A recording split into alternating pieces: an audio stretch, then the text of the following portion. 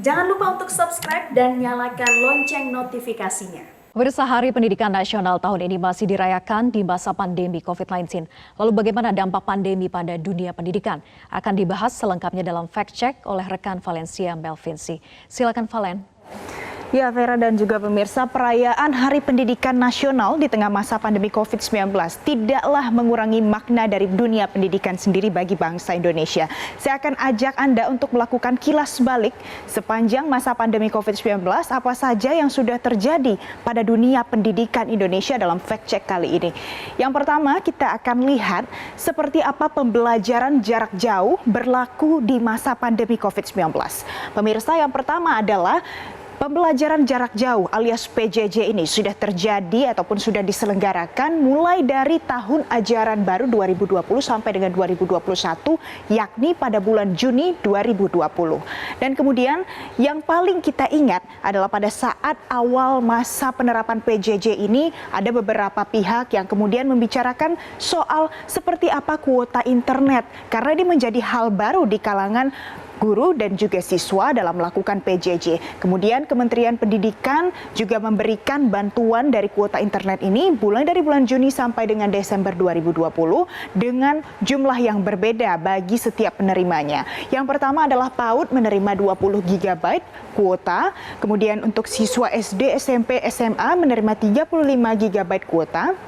Tenaga pengajar untuk kelas PAUD sampai dengan SMA menerima 42 GB dan juga dosen serta mahasiswa menerima yang paling banyak, yakni sekitar 50 GB kuota. Dan kuota internet yang diterima ini dipastikan digunakan untuk melakukan pembelajaran jarak jauh, di mana murid dan juga instrukturnya terpisah dalam jarak tertentu, namun belajar melalui sambungan atau fasilitas dari telekomunikasi.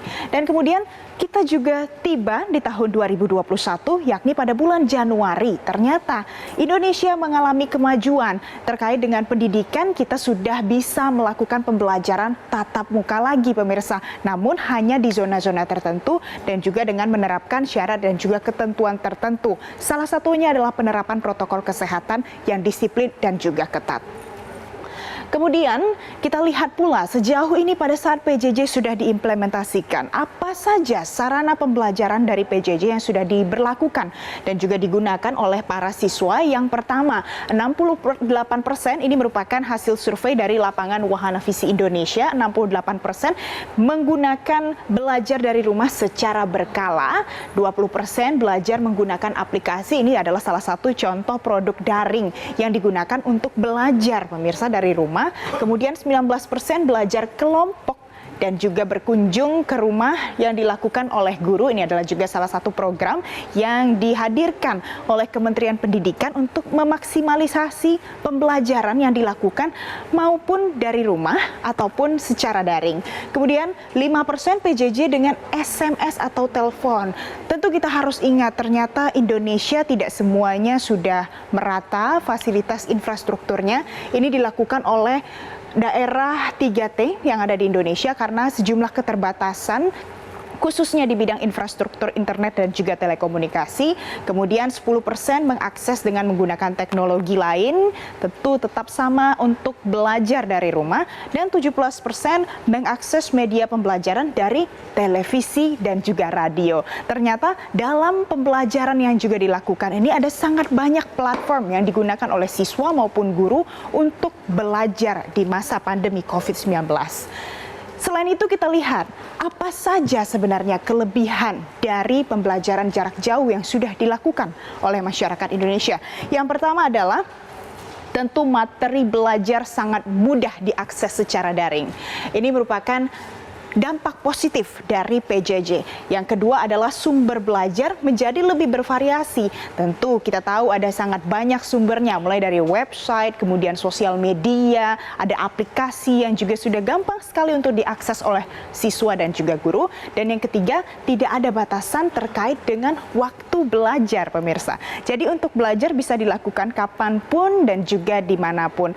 Dan tidak ketinggalan ada satu lagi hal positif yang diperoleh dari pembelajaran jarak jauh ini, yakni adalah meningkatnya literasi internet bagi tenaga pengajar maupun peserta didik. Kita dengarkan cuplikan dari Doni Kusuma, salah satu pengamat pendidikan Indonesia terkait dengan hal ini. Terutama dari Bapak Ibu gurunya. Jadi para pendidik itu sudah berusaha untuk menyesuaikan dengan kemajuan teknologi sehingga saat ini hampir sebagian besar Bapak Ibu guru sudah piawai ya mempergunakan teknologi digital di dalam rangka proses pembelajaran. Yang sebelumnya mungkin transformasi ini tidak akan cepat terjadi gitu ya karena banyak yang resistensi terhadap teknologi dalam pembelajaran. Tetapi sekarang sudah mulai banyak Bapak Ibu guru lebih canggih, mereka menggunakan berbagai macam metode belajar dengan kuisis, dengan permainan, itu sangat menarik sekali dan saya rasa ini sesuatu yang bagus. Setelah bicara kelebihannya, pemirsa, dalam dinamika implementasi dari PJJ tentu ada tantangan yang juga harus dihadapi oleh guru dan juga siswa. Apa saja itu? Dari hasil survei yang dilakukan oleh Lapangan Wahana Visi Indonesia, ini ada beberapa tantangan belajar bagi anak pada saat PJJ diselenggarakan. Yang pertama adalah bermasalah untuk mengatur waktu belajar dan juga ini dilakukan di rumah. Tentu waktu harus diatur sendiri oleh siswa yang bersangkutan. Yang kedua, 30% kesulitan dalam melakukan pemahaman terhadap materi ajar.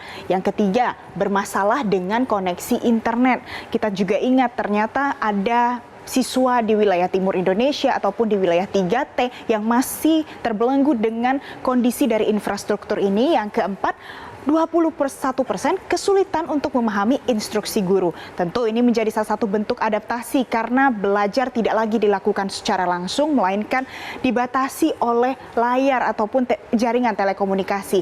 Yang terakhir, 11% mendapatkan terlalu banyak tugas.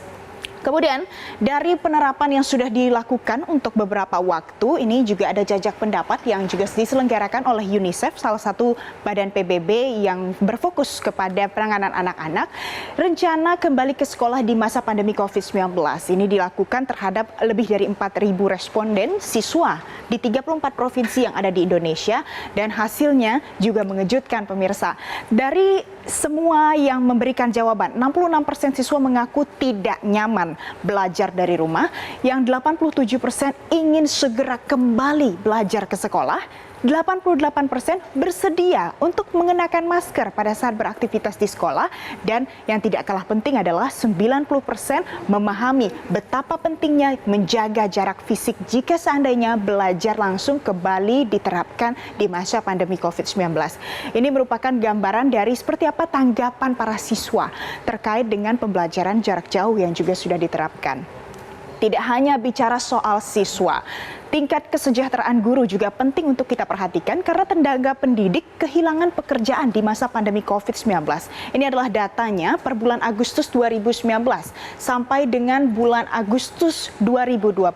Ada penurunan jumlah pekerja yang tidak begitu banyak, namun juga ada angkanya. Agustus 2019 6,42 juta jiwa, sedangkan di Agustus 2020 adalah 6,03 juta jiwa. Jadi jika kita lihat secara keseluruhan ada pengurangan pekerja di bidang pendidikan, ini angkanya, pemirsa, mencapai kurang lebih 390.000 jiwa yang terdampak. Kemudian jika kita lihat pula bagaimana rata-rata upah di bidang pendidikan, ini ternyata juga mengalami penurunan. Penurunannya adalah sekitar minus 2,05% dari seluruh sektor yang terdampak. Ternyata dunia pendidikan tidak bisa dipungkiri juga terdampak, khususnya bagi tingkat kesejahteraan tenaga pendidik yang ada di Indonesia. Dan terakhir, pemirsa, jika kita bicara soal dunia pendidikan di masa pandemi COVID-19, vaksinasi COVID-19 adalah penting bagi guru dan juga siswa serta seluruh yang terlibat di dalamnya. Kita mengetahui pemerintah menargetkan sekitar 5,5 juta harus menerima vaksinasi di dunia pendidikan. Dan sampai saat ini, per 8 bulan 4 2021 sudah ada 746.000 orang yang menerima vaksinasi di tahap pertama. Namun untuk vaksinasi tahap kedua masih jauh, yakni sekitar 248.000 orang. Ini artinya dari target yang harus dicapai oleh pemerintah, masih banyak guru yang harus menerima vaksinasi COVID-19 untuk upaya penanganan COVID-19 yang lebih baik di dunia pendidikan. Dan pemirsa, itulah kilas balik selama masa pandemi COVID-19 melanda Indonesia dan juga dunia, khususnya di dunia pendidikan. Dan tentunya meskipun terjadi di masa pandemi COVID-19, kita tetap merayakan Hari Pendidikan Nasional dengan semangat yang luar biasa untuk mengembangkan dunia pendidikan Indonesia.